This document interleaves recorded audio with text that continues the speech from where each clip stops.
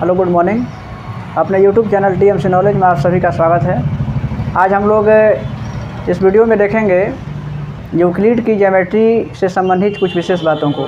इसके पूर्व के वीडियो में हमने आपको बताया था यूक्लिड की ज्योमेट्री का परिचय, जिसमें यूक्लिड के विकास और उसकी उत्पत्ति और कैसे विभिन्न प्राचीन सभ्यताओं ने ज्योमेट्री के विकास में अपने योगदान दिया, उन सभी विषयों पर बात हुई थी। उसमें यह भी बताया गया था कि उस समय के जो एक गणितज्ञ थे जिनका नाम था यूक्लिड, और यूक्लिड ने अपनी पुस्तक एलिमेंट्स में, उनकी पुस्तक का नाम बताया गया था कि एलिमेंट्स उनकी पुस्तक का नाम था। और इस एलिमेंट्स में उन्होंने क्या किया था कि उस समय तक के गणित के जो भी ज्ञान थे उन सभी को उन्होंने इसमें संग्रहित किया था, अपनी सभी परिभाषाओं को इसमें संग्रहित किया। और आज हम उसी को देखेंगे कि उनकी प्रमुख परिभाषाएं क्या थी, क्या उनके अभिगृहित थे और क्या उनकी अवधारणाएं थी। तो चलिए शुरू करते हैं। तो उनकी परिभाषाओं को बताने से पहले हमें उसको कुछ पृष्ठभूमियों को देखना पड़ेगा। इसमें ये ज़रूरी है कि यूक्लिड के समय के जो यूनानी गणितज्ञ थे, ये बताया गया था कि भले ही प्राचीन विश्व की सभी सभ्यताओं ने ज्योमेट्री का विकास अपने व्यवहारिक ज्ञान के लिए किया था, लेकिन उसका कोई एक ख़ास लॉजिक नहीं दे पाए थे और किसी लॉजिक के आधार पर वो उसका उपयोग नहीं करते थे। वो सिर्फ अपने व्यवहारिक ज्ञान के लिए या व्यवहारिक कार्यों के लिए ज्योमेट्री का विकास या उसको उपयोग किए।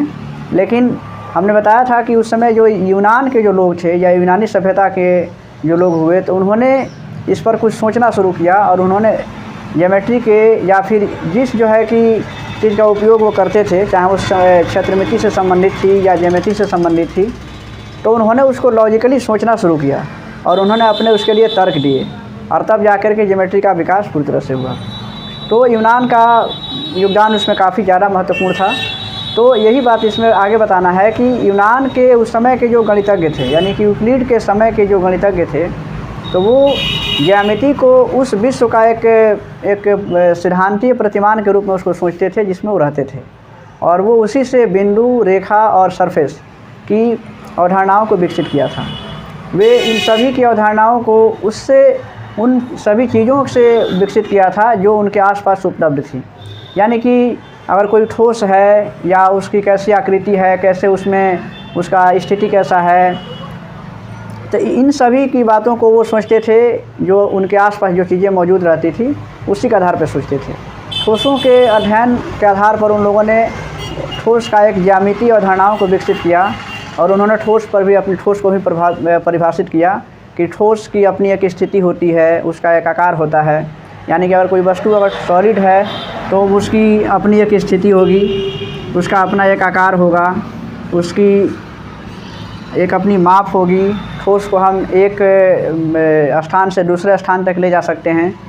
तो ये सभी अवधारणाएं उन्होंने विकसित किया था, और उन्होंने ये भी कहा था कि ठोस की अपनी एक क्या होती है कि एक परिसीमाएं होती हैं, और उसे कहते हैं उसका पृष्ठ कहते हैं, यानी कि उसका सरफेस कहते हैं। जैसे कि ये अगर कोई ठोस है तो ये अगर इसकी ये क्या है कि परिसीमाएं हैं, मतलब उसकी बाहरी जो है कि जो माप हैं या उसकी बाहरी जो आकृति हैं। उन्होंने कहा कि जो ठोस की जो परिसीमाएं होती हैं वो जो है कि उसका सरफेस कहलाती है, यानी कि उसका पृष्ठ कहलाती हैं।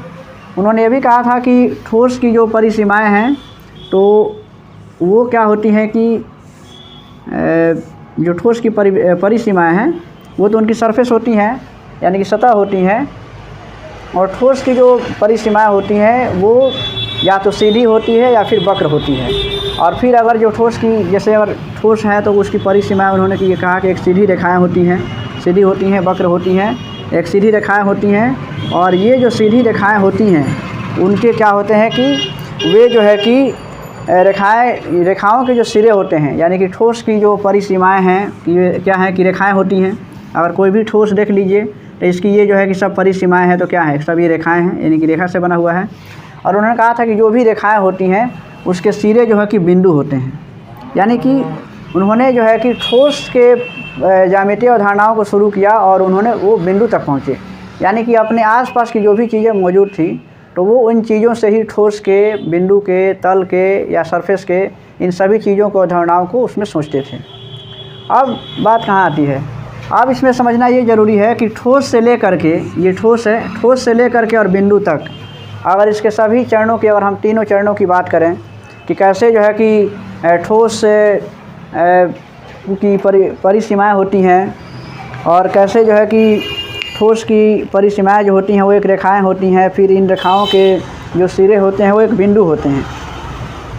तो अगर इन सभी चरणों पर बात करें तो प्रत्येक चरण में हम एक विस्तार से वंचित रह जाते हैं, जिसे हम बीमा कहते हैं, यानी कि इसमें बीमा का कोई जिक्र नहीं आया। और इस आधार पे ये कहा गया कि ठोस की जो है कि 3 बीमाएँ होती हैं, और कोई ठोस होगा तो ठोस की 3 बीमाएँ होंगी।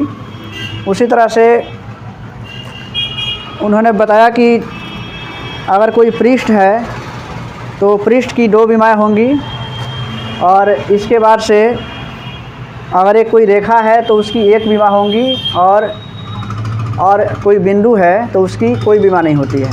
यानी कि इसको ध्यान से समझिएगा कि उन्होंने कहा कि ठोस है तो ठोस की जो है कि बीमाओं की उसमें बात नहीं किया था, लेकिन बाद में जब उसका अध्ययन किया तो उन लोगों ने बताया कि ठोस की जो है कि 3 बीमाएँ होती हैं। तो आइए हम जान लेते हैं कि आखिर ये बीमा क्या होती है, क्योंकि उस समय से हम लोग पढ़ रहे हैं कि जब ठोसों का अध्ययन हुआ तो यूक्लिड ने बताया कि ठोस की 3 बीमाएँ होती हैं, फिर ठोस की जो परिसीमाएँ होती हैं और जो उसके पृष्ठ होते हैं उसकी 2 बीमाएँ होती हैं, रेखा में 1 बीमा होती है, और फिर बिंदु में कोई बीमा नहीं होती है। तो फिर बीमा का क्या मतलब है, जिसको हम लोग डायमेंशन कहते हैं। तो बीमा को पहले समझते हैं। ये बीमा है। तो बीमा का सेंस क्या होता है कि जो अगर कोई ठोस है तो उसमें जो लंबाई, चौड़ाई और जो ऊंचाई होती है, या फिर कह सकते हैं कि मोटाई होती है, तो उसी को हम लोग बीमा कहते हैं। तो कहा कि ठोस की 3 बीमाएँ होती हैं। मान लेते हैं कि अगर कोई ठोस है तो जैसे मान लेते हैं कि ये इसकी लंबाई है। अगर कोई ठोस है तो क्या होगा, तो ठोस है मतलब कि उसमें लंबाई होगी, कुछ ना कुछ उसका चौड़ाई होगा, और कुछ उसकी मोटाई होगी, या कुछ उसकी ऊंचाई होगी। तो इसी लंबाई, चौड़ाई और ऊंचाई को ही हम उसकी बीमा कहते हैं। तो ये लंबाई हो गई, फिर उसमें कुछ चौड़ाई भी होगी और कुछ उसमें ऊंचाई भी होगी। ऊंचाई, या हम कह सकते हैं कि मोटाई। तो ये जो है कि इस तरीके से क्या हुआ कि ठोस में ये 3 बीमाएँ होती हैं। ठीक है, यहाँ से क्लियर हो गया।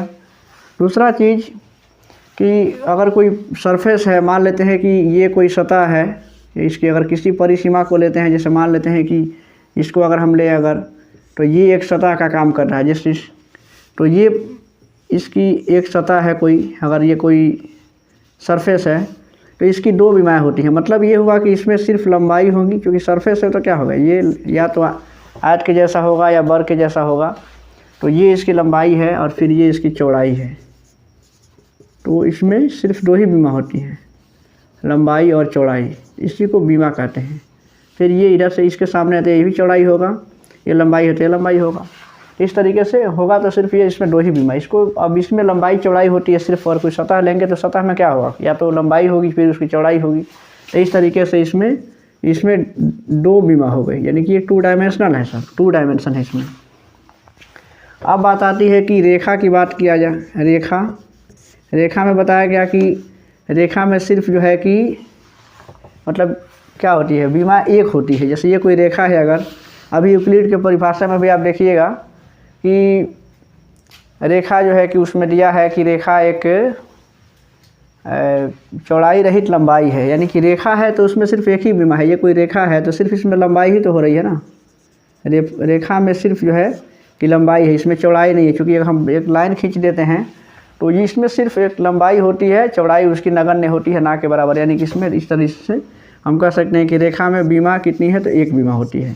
और यदि बिंदु है, यानी कि अगर कोई हम बिंदु को लेते हैं यहाँ पे, तो बिंदु यानी कि बिंदु के बदले में हम एक डॉट देते हैं, इसमें कोई बीमा नहीं होती है। यानी कि ना इसमें लंबाई है, ना चौड़ाई है और ना ही मोटाई है। तो इस तरीके से ये कहा जा रहा था कि ये ठोस में 3 बीमाएँ होती हैं। कोई सरफेस है तो उसमें 2 बीमा होंगी, लंबाई में सिर्फ, रेखा में सिर्फ 1 बीमा होती है, और बिंदु में कोई बीमा नहीं होती है। ये क्या है कि इसमें कोई बीमा नहीं होता है। तो अब इन्हीं सभी कथनों को यूक्लिड ने अपने पुस्तक एलिमेंट्स में उसको परिभाषा के रूप में रखा। तो और उसमें जो है कि उन्होंने कुल 23 परिभाषाओं को अपनी किताब में संग्रहित किया था। तो आइए अब उन सभी परिभाषाओं को भी हम देखते हैं और समझते हैं कि यूक्लिड ने अपने परिभाषाओं को, ये यूक्लिड की कुछ परिभाषाएं हैं ये परिभाषाएं जो है कि यूक्लिड ने अपनी पुस्तक द एलिमेंट्स में लिखा है। अब अगर इन परिभाषाओं को हम ध्यान से देखें अगर, तो जैसे इसमें है कि एक बिंदु वह है जिसका कोई भाग नहीं होता है। इसी तरह से दूसरा है कि एक रेखा चौड़ाई रहित लंबाई होती है। तीसरा है कि एक रेखा के सिरे बिंदु होते हैं। अगर कोई जैसे एक रेखा है तो ऐसा हम सबके बारे में बता देंगे। ऐसे कोई रेखा है अगर, तो उसके जो सिरे हैं, तो रेखा के 2 सिरे होंगे तो दोनों ही किसी न किसी बिंदु पर ही ख़त्म होंगे। एक सीधी रेखा ऐसी रेखा है जो स्वयं पर बिंदुओं के साथ सपाट रूप में स्थित होती है। पांचवा है कि एक पृष्ठ यानी कि एक सरफेस वह है जिसकी केवल लंबाई और चौड़ाई होती है। छठा है कि पृष्ठ के किनारे रेखाएं होती हैं। और एक समतल पृष्ठ ऐसा पृष्ठ है जो स्वयं पर सीधी रेखाओं के साथ सपाट रूप में स्थित होता है। तो अब बात आती है कि अगर इन सभी परिभाषाओं को अगर हम ध्यान से देखें तो इसमें हमें कई चीज़ जो है कि कई पदों को परिभाषित करने की आवश्यकता है। जैसे कि अगर इसमें देखें कि एक भाग है, उसी तरह से फिर इसमें एक ये चौड़ाई है, फिर लंबाई है, फिर इसमें यहाँ पे लिखा है कि सपाट रूप से ये। तो हम देखते हैं कि इन परिभाषाओं को स्पष्ट करने के लिए हमें और कई चीज़ों को परिभाषित करने की आवश्यकता होगी या उसे और समझाने की आवश्यकता होगी। अगर हम उदाहरण के लिए अगर देखें कि यूक्लिड ने जो बिंदु का जो परिभाषा दिया है कि एक बिंदु वह है जिसका कोई भाग नहीं होता है। अब अगर इस परिभाषा में हम ध्यान दें कि भाग, तो फिर अगर हमको जो है कि भाग का डिफिनीशन देना पड़ेगा, यानी कि उसको परिभाषित करना पड़ेगा। अगर हम भाग का परिभाषित करें कि एक भाग वह क्षेत्र है, तो फिर हमको उसमें क्षेत्र आएगा, फिर क्षेत्र को परिभाषित करना पड़ेगा। तो ऐसे ये पता चलता है कि हमें एक जो है कि बिंदु को या एक पद को परिभाषित करने के लिए हमें अनगिनत जो है कि एक से अधिक पदों को परिभाषित करने की आवश्यकता पड़ेगी। और ऐसा करने से क्या होगा कि अनियंत्रित रूप से एक जो है कि परिभाषाओं की एक लंबी कतार मतलब प्राप्त होगी या एक लंबी श्रृंखला प्राप्त होगी। इसलिए ये ऐसा माना गया कि कुछ चीज़ों को समझने के लिए या उसे अपरिभाषित रखना ही उचित समझा गया। और इसलिए जो है कि हम बिंदु को एक डॉट के रूप में ही मानते हैं, उसकी कोई बीमा नहीं होती है। लेकिन अगर हम कुछ डॉट देते हैं तो उसकी कुछ ना कुछ तो बीमा होगी। इसलिए कुछ ज्यामिति में बहुत से ऐसी चीज़ें हैं जिसको अपरिभाषित रखा गया है, यानी कि उसको अनडिफाइंड किया गया है, उसको परिभाषित नहीं किया गया है। अगर उसी तरह से हम दूसरी परिभाषा को देखें, ये पहला हो गया, तो दूसरी परिभाषा है कि एक रेखा चौड़ाई रहित लंबाई है। ये जो है कि चौड़ाई और लंबाई के संदर्भ में आता है। अब इसमें जो है कि पहले चौड़ाई और लंबाई को तो परिभाषित ही नहीं किया गया है, तो इसमें भी ये स्थिति आएगी। और इसलिए जो है कि किसी भी विषय के अध्ययन में कुछ चीज़ों को अपरिभाषित रखा जाता है। और इसलिए जो है कि ज्यामिति में अगर देखा जाए तो ज्यामिति में बिंदु, रेखा और तल, इसको अपरिभाषित के रूप में हम मान के चलते हैं, यानी कि उसको अपरिभाषित ही माना गया है। ठीक है। तो अब इसमें ये परिभाषाएं देखें आपने, इस तरह से देखें। अगर इसमें देखा जाए कि एक पृष्ठ वह है जिसकी केवल लंबाई और चौड़ाई, खैर यह लंबाई चौड़ाई के जिक्र हम यहाँ भी कर दिए हैं कि इसको डिफाइन नहीं किया गया है। तो इस तरीके से हम देखते हैं कि यूक्लिड ने अपनी इन परिभाषाओं को तो दिया, लेकिन उसमें बहुत से पदों को अपरिभाषित रखा है।